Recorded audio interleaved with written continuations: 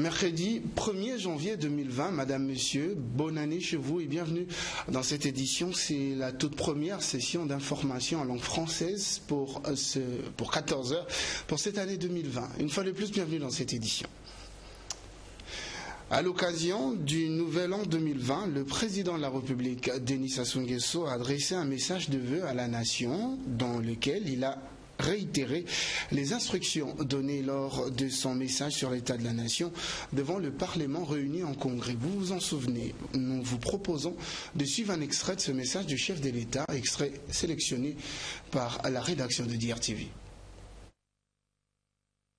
Dans sa réponse aux propos du chef d'état-major général des forces armées congolaises, le président de la République, Denis Sassou Nguesso, chef suprême des armées, a d'emblée félicité la force publique qui a mis en œuvre avec efficacité les directives qu'il leur avait données le 31 décembre 2018, selon le principe de faire beaucoup avec peu.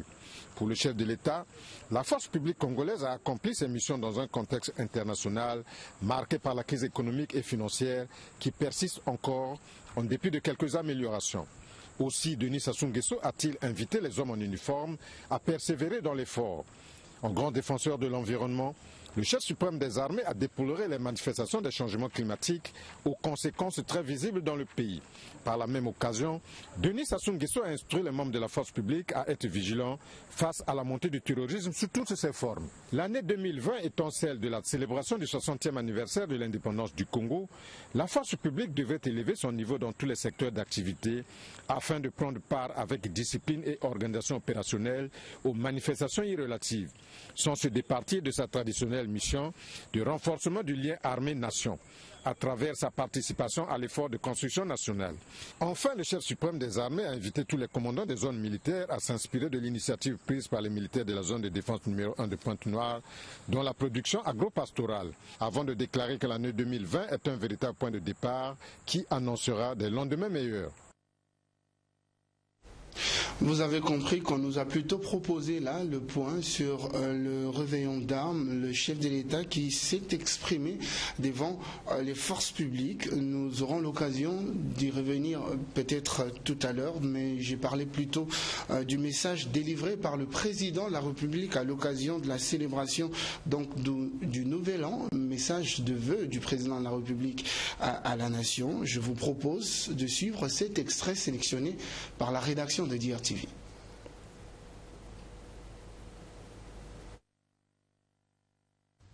Il s'agit d'une conjoncture globalement difficile, qui est fortement marquée par le développement du terrorisme et du djihadisme, et le terrorisme qui frappe tous les pays à travers le monde. Et ces formes de terrorisme se manifestent déjà non loin de chez nous. Boko Haram se manifeste au Cameroun, au Tchad. Le Cameroun, c'est déjà un pays frontalier du nôtre. Quelques manifestations de djihadisme sont déjà perceptibles au nord-est de la République démocratique du Congo, vers Beni, à la frontière de la RCA et de la RDC et de l'Ouganda. Nous n'avons pas le droit de dire que ceci se passe loin de chez nous.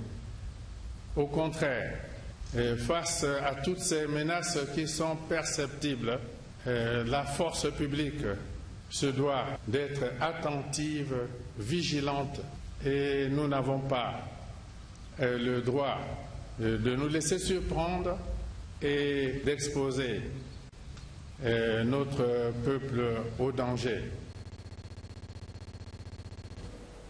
C'était le président de la République qui s'exprimait devant la force publique. Vous savez, la situation au sein de la sous-région a été largement évoquée parce que justement le Congo est aussi concernés. Qu'à cela ne tienne, au cours de cette cérémonie, Giscard Mahungu a tendu son micro au vice-président de la commission défense et sécurité de l'Assemblée nationale. Il s'est exprimé sur l'action que doit mener cette institution pour faire accompagner l'exécution des orientations du président de la République. Il est au micro de Giscard Mahungu, je viens de le dire, on l'écoute. Nous ne pouvons qu'appuyer le gouvernement, parce qu'il reviendra au gouvernement de mettre en œuvre toutes les orientations qui viennent d'être données ici. Bien sûr que le chef de l'État s'est adressé à la force publique, mais cette force publique ne peut pas travailler les mains nues. Et donc nous, Parlement, nous aurons la lourde charge, nous aurons la mission, n'est-ce pas, de créer les conditions pour accorder, n'est-ce pas, au département qui s'occupe des questions de défense et de sécurité au niveau du gouvernement, les crédits nécessaires pour que notre force publique soit une force publique entreprenante, opérationnelle et anticipe toujours. Et le chef de l'État est revenu sur un de ses passages lors de son adresse au Parlement réuni en congrès, l'octroi, n'est-ce pas, des crédits à l'école de génie travaux, de sorte que l'école de génie travaux contribue à la construction et à l'entretien des routes, parce que je l'ai dit lorsque nous avions effectué une visite de terrain, le GT, j'ai dit, le GT était une fierté nationale, sous-régionale, même internationale, parce qu'aujourd'hui nous avons des cadres qui viennent de partout pour venir apprendre à l'EGT, et que l'EGT devait participer au développement socio-économique de notre pays. Avant de poursuivre cette édition, on vient de nous apprendre que le manager du tout-puissant OK Jazz est en route. Il va nous rejoindre sur ce plateau pour parler de la prestation de OK Jazz hier soir, ici même à Brazzaville. C'était à Christie Hôtel de Mukondo. OK Jazz qui se produira également tout à l'heure à 17h. Nous le recevrons tout à l'heure. Poursuivons cette édition avec cette information. 31 décembre 1969, 31 décembre 2019, voici 50 ans déjà que le Parti congolais du travail a été porté sur les fonds baptismaux. À l'occasion de ces 50 ans d'anniversaire, les militants du PCT étaient ce mardi à la place du sacrifice suprême pour les dépôts traditionnels de la gerbe de fleurs. À la cérémonie s'est joint un hôte de marque, le président de la République, Denis Sassou Nguesso. Le point dans ce reportage de Giscard Mahungu. C'est le 31 décembre. Le Parti congolais du travail commémore les 50 ans de son existence. Particularité, cette commémoration se tient au lendemain de leur 5e congrès ordinaire et en présence des membres de leurs instances fraîchement installés. À cette cérémonie, il y aura aussi la présence du président de la République, Denis Sassou Nguesso, qui est aussi porté à la tête du comité central du PCT. C'était ce mardi, aux premières heures de la matinée. 11h30, les deux secrétaires généraux du PCT, l'entrant et le sortant, arrivent pour la cérémonie. C'est le cinquantenaire du Parti congolais du travail. Pierre Ngolo et Pierre Moussa avancent vers la place du sacrifice suprême. Mais protocole oblige, c'est Pierre Ngolo qui déposera la gerbe de fleurs.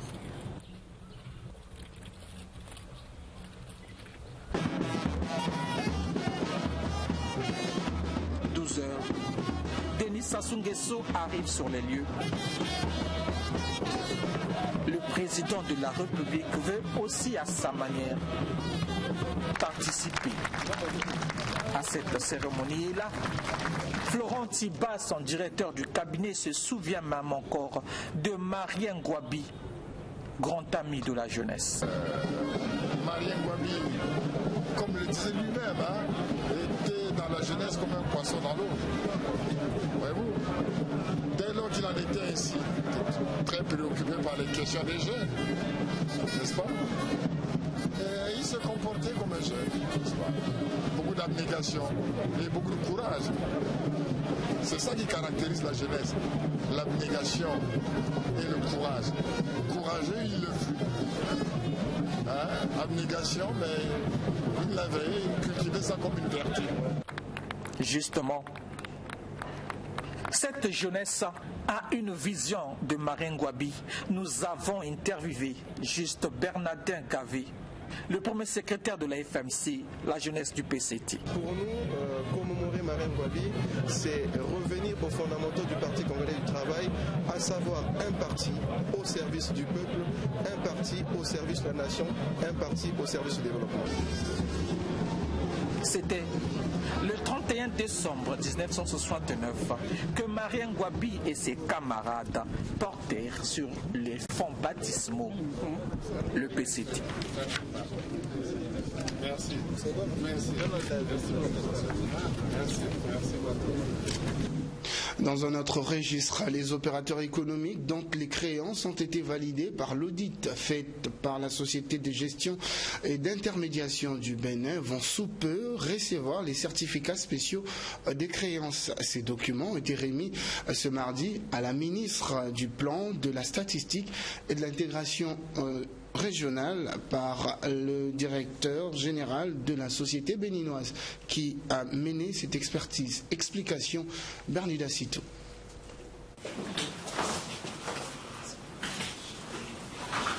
Il ne s'agit pas du règlement total de la dette intérieure. Il s'agit de l'apurement d'une partie de cette dette des années 2014, 2015 et 2016. Pour les opérateurs économiques, c'est déjà un point de départ, surtout après les 2 années de récession déclenchées par la baisse drastique du prix du baril de pétrole. Ces certificats spéciaux de créances que la Société de gestion et d'intermédiation du Bénin, en sigle SGI Bénin, vient de remettre à l'État congolais, sont destinés aux créanciers afin de leur permettre de relancer leurs activités. L'État procédera par l'intermédiaire du Trésor public à leur remise aux créanciers dans les tout prochains jours, a expliqué Ingrid Olga Ghislaine Ebouka Babakas, ministre du Plan, de la Statistique et de l'Intégration régionale. C'est un jour historique parce que, comme vous le savez, le poids de la dette freine la relance économique. Et le gouvernement avait pris l'engagement de l'apurer. Et c'est donc avec grand plaisir que je suis entourée de madame de la société qui arrange le processus de titrisation, monsieur le directeur général de la BCH, qui est l'une des banques qui nous accompagne, et surtout de monsieur le directeur général du Trésor, parce qu'il aura la lourde charge de procéder à la suite du processus que nous venons donc aujourd'hui de lancer. Oui, le gouvernement respecte ses engagements, le gouvernement a signé un accord avec le Fonds monétaire international. Et vous le savez parfaitement, la dette est une question névralgique et donc aujourd'hui c'est un jour historique parce que les créanciers de l'État peuvent être rassurés. Le gouvernement honore son engagement. Ces certificats ont l'air simples à vue d'œil, mais contiennent des codes que seul l'éditeur peut déceler en vue de son authentification. On a prévu de rembourser cette dette-là sur 7 ans, avec 2 paiements par an. Donc chaque bénéficiaire peut avoir 14 titres. Vous avez les titres, vous n'avez pas besoin de les garder par devers vous pour pouvoir attendre les échéances pour être remboursé. Vous pouvez aller auprès de la banque pour escompter. Escompter, ça veut dire quoi? Moi, j'ai les titres, j'ai besoin de l'argent. L'État a dit, je vais vous payer 14 fois. Mais il y a quelqu'un qui est en face de vous, qui peut vous racheter les titres, mais avec une décote. Et là, la personne met l'argent à votre disposition pour que vous puissiez vraiment utiliser pour le développement de vos affaires. L'État congolais s'est engagé à traiter la dette intérieure. Aucun opérateur économique ne sera mis au bord de la route. Vous avez certainement constaté, ce n'est pas le directeur, mais plutôt la directrice générale de cette société qui a remis ces titres à Madame la ministre. Sylvestre Osiala, personnalité politique, a fait un don des vivres, c'était hier, aux habitants du quartier Sans Fil Ampila. Ces dons étaient essentiellement constitués de viande de bœuf afin de leur permettre de passer les fêtes de fin d'année dans la joie. Le point dans ce reportage de Vita Silou, Vincent de Paul Koubemba et Michael Massamba.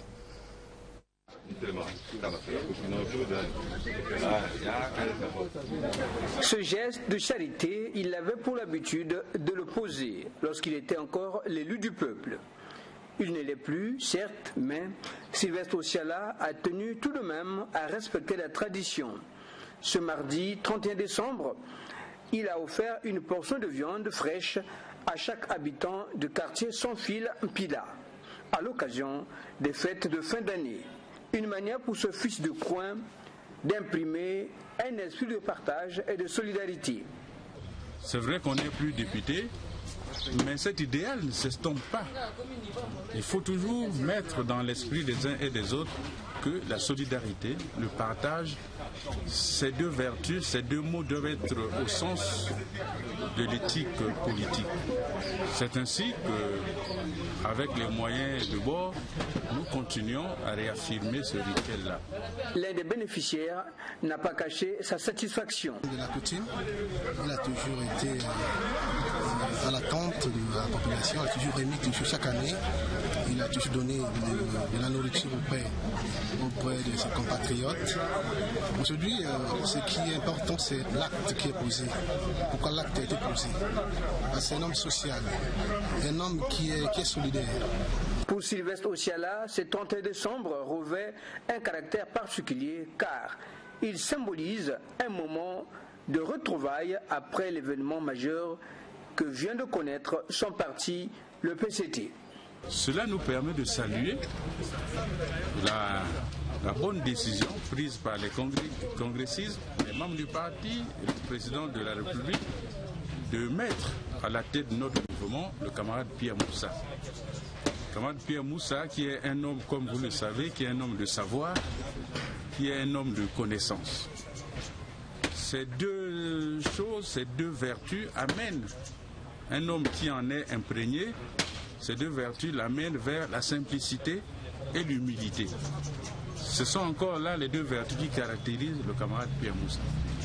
C'est un homme de cette envergure dont nous avions besoin pour tisser, cultiver, planter le décor de l'unité, de la paix et du rassemblement autour du parti. Permettre à son semblable d'avoir quelque chose à se mettre sous la dent, voilà là un geste qui témoigne de l'amour du prochain. Sport à présent, l'Interclub au sommet du basketball congolais, ce après sa victoire devant l'association sportive La Grandeur 82 contre 73 en finale des 37e championnats nationaux des basketball dans les catégories seniors, juniors et cadets, hommes et dames. C'était au gymnase Maxime Matima de Makelekele. Le point de cette dernière journée avec Evra Chikasumba et Patrick Gay.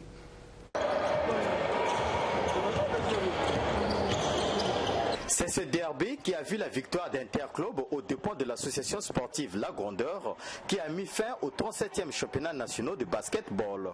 Après 2 cartons de ce match équilibré, c'est au 3e et 4e carton qu'Interclub a pris le dessus sur La Grandeur jusqu'à s'imposer au finish 82-73. Étant donné que nous venons de gagner, c'est une bonne reprise pour nous et c'est bien pour le moral. Vous allez voir que nous allons faire une bonne entame de saison cette année-ci. Surtout que cette année-ci, nous allons aborder, nous irons défendre notre titre de champion d'Afrique de la Coupe Denis Sassou Nguesso, un militaire à Kigali. Donc pour nous, ce titre est bienvenu pour le moral des joueurs. Ça n'a pas marché, on a fait sous-entraîner. Quand on a attendu peu la date du championnat national, ça a pris un peu du temps.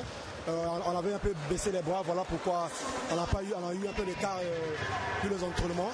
Et l'adversaire de taille, mais malheureusement, ça n'a pas marché de notre côté vu les entraînements, on était trop sous-entraînés. Voilà pourquoi.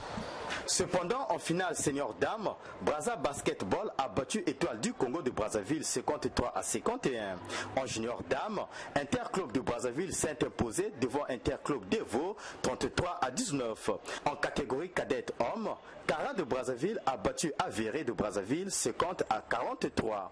Peu avant la remise des trophées aux meilleures équipes et joueurs de cette édition, Hubert Mampouya, deuxième vice-président de la Fédération congolaise de basketball, est revenu sur les enjeux de cette grand-messe nationale de basketball. Double enjeu, d'abord tester le niveau des équipes des différentes ligues du pays et détecter les jeunes talents pour bâtir une équipe nationale des Diables Rouges Basketball capable de défendre les couleurs du pays aux compétitions internationales. C'est Jean Ganga, conseiller du ministre des Sports et de l'Éducation physique, qui a clos ses 37e championnats nationaux de basketball en lieu et place du ministre empêché. Tout est bien qui finit bien. Rendez-vous à la prochaine saison sportive 2019-2020.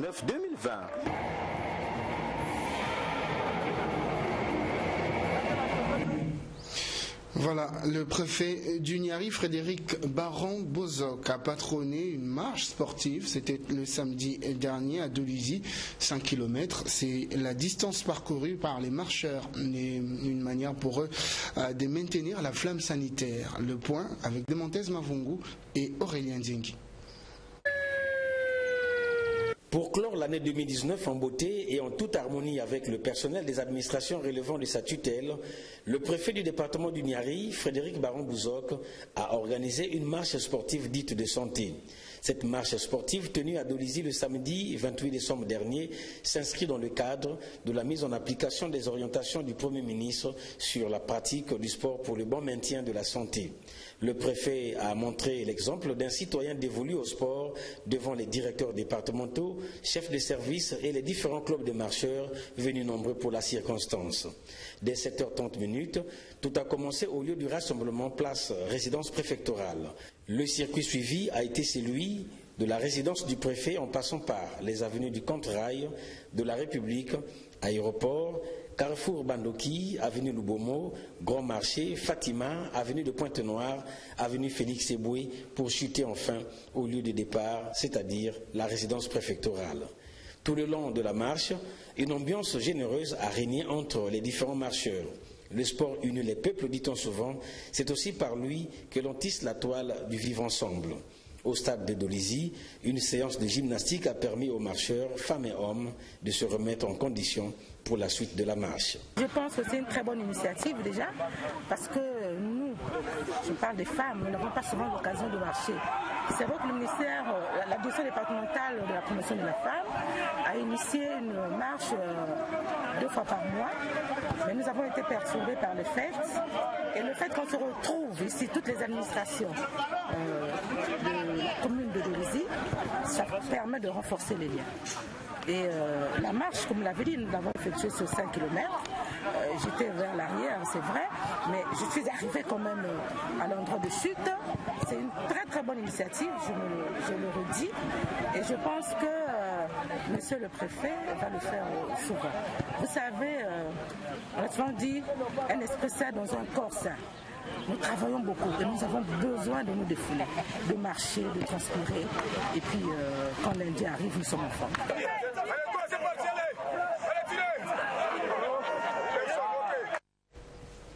Et puis, invité de ce journal, je l'ai annoncé tout à l'heure, le manager de Tout-Puissant Hockey Jazz, ils sont en concert aujourd'hui à 17h à Christie Hotel. Il s'appelle donc Basile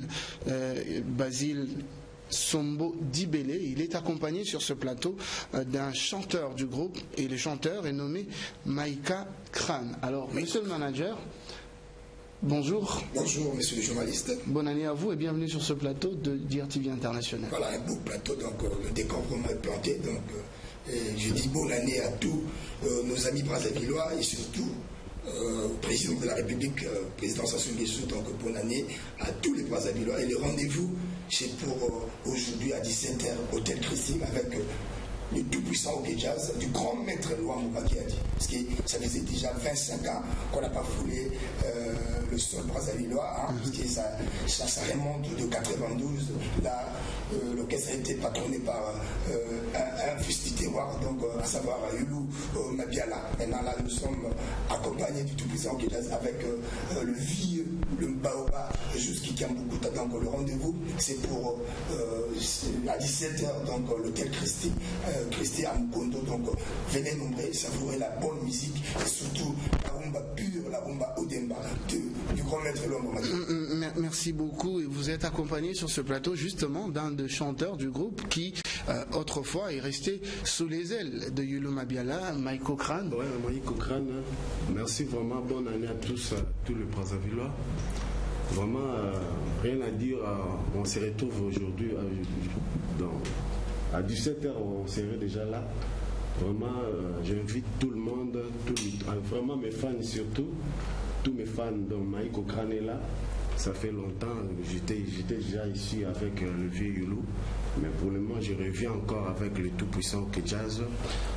Justement, pendant que nous parlons, nous allons commenter ce qui s'est passé hier à Christie Hotel, parce que la première prestation a eu lieu hier.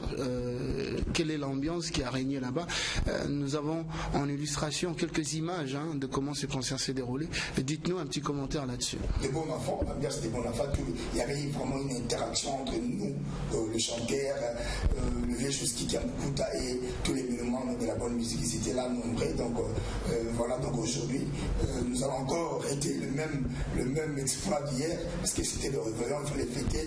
Donc tout ça, Okejaz fête avec le Brazzavillois aujourd'hui à 17h à l'hôtel Christie à Mukondo. Donc moi aussi, je m'en veux aussi remercier l'autorité morale de cet hôtel et pourquoi pas de la DRTV qui est une chaîne très professionnelle. On a senti le professionnalisme à récupérer les images au beach. Donc coup de chapeau, surtout à tout le personnel de la radio, de la RL et de DRTV.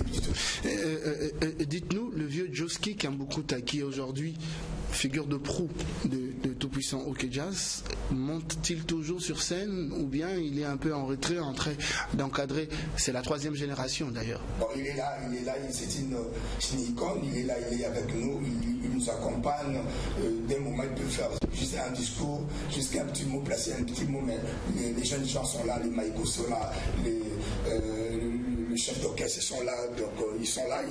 On a des belles filles, des chanteuses qui vont certainement. Alors on parle de la 3e génération.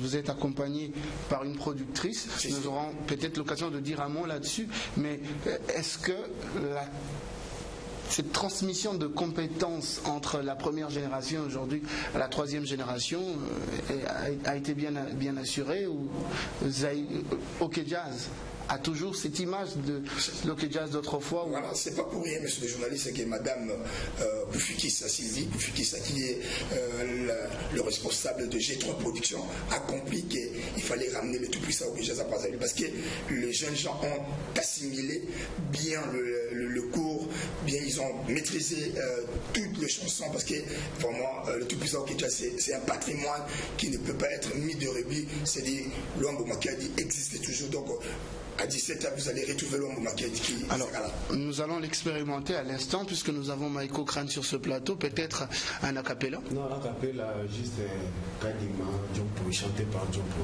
Allez-y.